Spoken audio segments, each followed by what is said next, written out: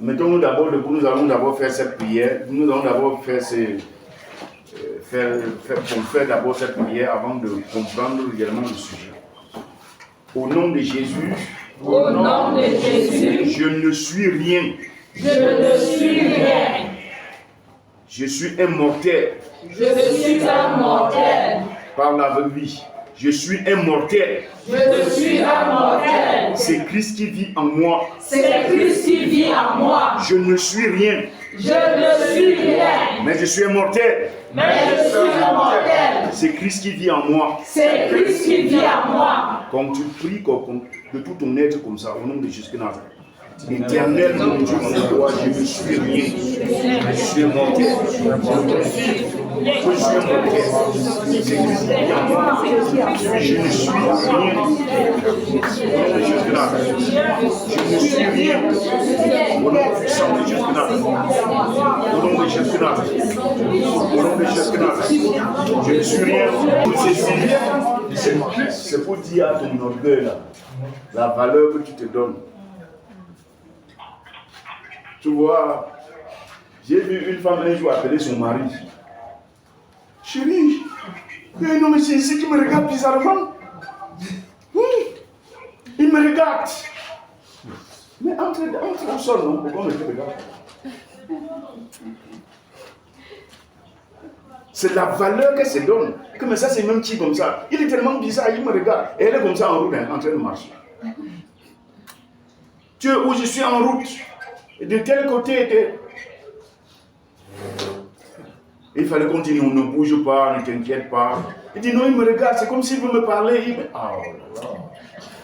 Mais quelle est cette histoire? On comprend, je ne suis rien. Cela veut dire que je n'ai pas de valeur, je n'ai pas d'importance. Élève ta voix, confesse donc ce que tu connais maintenant. Au nom de Jésus Nazareth. Ceux qui ne sont pas des mortels, ils sont très grands. Oui, ils sont très grands et ils ont tellement de valeur.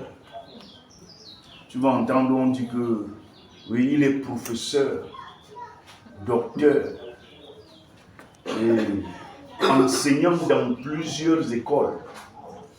On a même vu les gens qu'au soir, à moins quelques heures, qu'ils refusent de pardonner l'autre. Parce qu'il croyait qu'il était immortel. En le pardonnant, c'est lui faire du bien. Je refuse de le pardonner. À moins quelques heures de sa mort, il doit mourir le soir. Et on vient le voir, il refuse. Et le soir, il meurt. Il se croit immortel. Ah oui, j'ai vu. Lorsque j'ai cru, j'ai eu des problèmes pour la première fois avec mon feu père. Parce qu'il a dit que les histoires que tu dis là, il compte sa tête, il dit que si je meurs là, donc tu ne dois pas adorer ma tête si. J'ai dit non. Ah, il a ri. Il a dit quoi? Donc tu ne dois pas adorer ça? Il dit que non, il dit montre-tu pas. Pas vite.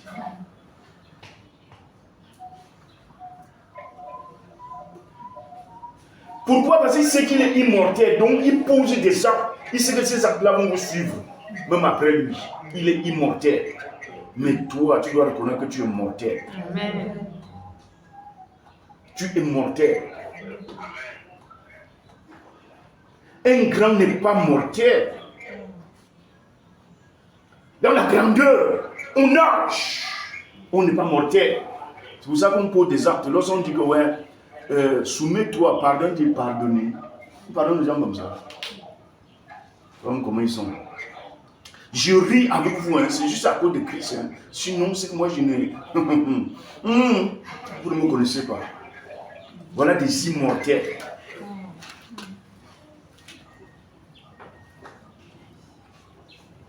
Élève ta voix, confesse maintenant ce que tu comprends très très bien. Et si tu es grand, répands-toi avant de confesser. Au nom de Jésus Nazareth. Éternel, nous allons passer par l'étape supérieure de ce sujet de prière. Si tu as bien compris, cherche à comprendre le sujet de prière, c'est comme un rien. Vous voyez les hommes et les femmes qui se donnent de la valeur. Tu es poussière, tu donnes de la valeur. tu vois les gens mourir, tu dis que non, ce sont eux. Moi, je ne peux pas mourir. Non. Même si tu dis qu'un jour je vais mourir, en toi, là, il n'y a pas la mort. Ça n'existe pas. Parce que tu es un immortel. Mais nous revenons donc maintenant, je dis, les sensations de la peur, très cachées en toi et dans tes pensées. Les sensations de la peur, c'est très caché en toi. C'est ce qui fabrique des sottises comme ça. Les sensations de la peur, très cachées en toi, dans ton être, dans ton cœur, dans ton être là. Les sensations de la peur sont très cachées et dans tes pensées. Élise, ne cherche pas, ce n'est pas le direct. Alors qu'est-ce qui se passe? La question est de savoir qu'est-ce qui se cache derrière cette sensation de peur très cachée, telle que nous avons appris hier soir. C'est-à-dire on n'invoque pas le feu, tu ne dois pas passer le temps à invoquer le feu sur ton pied. Mais tu invoques le feu sur ce qui est dans ton pied, en train de te nuire. Tu invoques le feu sur ce qui est dans ton pied. Alors qu'est-ce qui est donc caché derrière ces sensations, la peur très cachée? Il y a quoi? Qu'est-ce qui est caché là derrière? C'est ce qui est caché derrière là qui produit cette les gens le prennent. Cette peur cachée. C'est là, c'est-à-dire ça balance, ça soit un peu, après ça revient. C'est-à-dire ça se passe en toi un peu légèrement comme ça. Bon, il faut être très attentif pour connaître. Ça fait un peu comme les vagues d'eau là. Ça vient un peu comme ça repart très très vite. Et ces sensations sont là.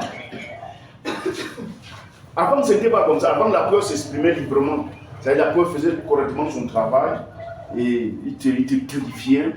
Mais maintenant, ce sont des sensations. Donc, ce n'est plus tellement... Et c'est pour cela que vous avez entendu beaucoup de témoignages. Je n'ai plus peur, surtout l'hiver, je n'ai plus peur. J'ai encouragé les gens, ils sont allés. Chacun est rentré chez lui, dormi chez lui-même. Et c'est pourquoi je n'étais pas absent le dimanche. Nous avons donc passé une nuit très arrosée en famille. Bon. Mais je n'ai pas dit qu'elle a bu la bière. Ce n'est pas ce que j'ai dit. Si elle a bu, c'est son problème. Mais je dis donc ceci. Qu'est-ce qui est caché derrière ça? Réellement, qu'est-ce qui est caché derrière? Comprends très bien. Parce que tout à l'heure, avant de prier, tu dois bien comprendre. Je dis, c'est le manque de pardon, la grandeur, l'orgueil, l'impudicité, rancune, vengeance, pauvreté, maladie, même la mort, les pensées vaines, le mensonge, qui veulent le planning de leur vie, parce qu'ils se sentent en danger. Ils veulent le planning de leur vie. Regarde, pour bien comprendre, on a dit que c'est quoi? Que c'est le manque de pardon. Le manque de pardon, rancune, vengeance, l'impudicité, l'homosexualité, le lesbianisme. Donc, je parle de thème à dire que les homosexuels, ils font même comment? Là où quelqu'un chie, ça se passe même comment? Ils ont la purité, oui, ils ont foi. Là où on chie, ça se passe comment? Mais tu es là comme ça en train de vouloir connaître lui. Hein? Et si tu connais un jour aussi, toi aussi tu vas essayer. Essayons avant de voir comment ça se passe là-bas. Écoute ceci. Le péché veut un planning. C'est-à-dire que tu planifies son avenir. Et c'est pour ça que les vagues de peur passent un peu comme ça là. Ça passe un peu. Je veux te faire comprendre comprends bien comment ça se passe. Je dis avant, le péché de manque de pardon, ou de grandeur, de rancune et tout. Et je dis il ne faut pas, il ou elle m'a fait ça. Je prends un exemple sur le péché, sur le manque de pardon. Je dis que, bon, donc, qu'elle m'a fait ça, À moi. Ça, c'est intérieurement comment ça se passe. Lorsque tu es en train de faire ça, alors que hier tu avais dit que tu as pardonné, donc le manque de pardon est en train de programmer son avenir. C'est-à-dire son avenir est en train d'être planifié. Parce que tu dois voir comment, dès que tu vois la personne lui, même si tu dis, tu vas me voir un jour. Un jour, je vais te donner 2 mots. 2 mots. Oui. Tu me fais ça? Tu me fais ça? Oh, l'enfant de Bornaka. Comment on ne fait pas ça sur lui? Même comme je suis en Christ. Tu as planifié. Je ne sais pas si tu m'as compris. Tu as planifié son lendemain. Maintenant, il sent que son lendemain n'est plus planifié. C'est-à-dire les rancunes viennent. Les rancunes sentent que... Les rancunes sont encore là. Mais les rancunes sentent que la planification de leur lendemain, puisque tu planifiais, que bon, tellement fait telle chose, on verra. Non, comme je n'ai pas. Bon, si une maladie arrive maintenant, on va faire comment? Les activités, ça ne marche pas du moment. Les tontines là. Tu es là comme ça en train de planifier les inquiétudes, c'est-à-dire tout ce qui crée l'instabilité à l'intérieur. Tu planifies. Et ça permet que la chose vive. On se comprend un peu? C'est vrai ou c'est faux? Tu planifies. Tu planifies le lendemain. Comment il doit vivre. Comment il doit fonctionner. Oui, lorsque tu regardes, on te dit qu'il faut vivre par la foi. Tu dis pas la foi. La foi là, c'est la foi là. Le doute s'élève, hein, le doute, mais la foi c'est quoi?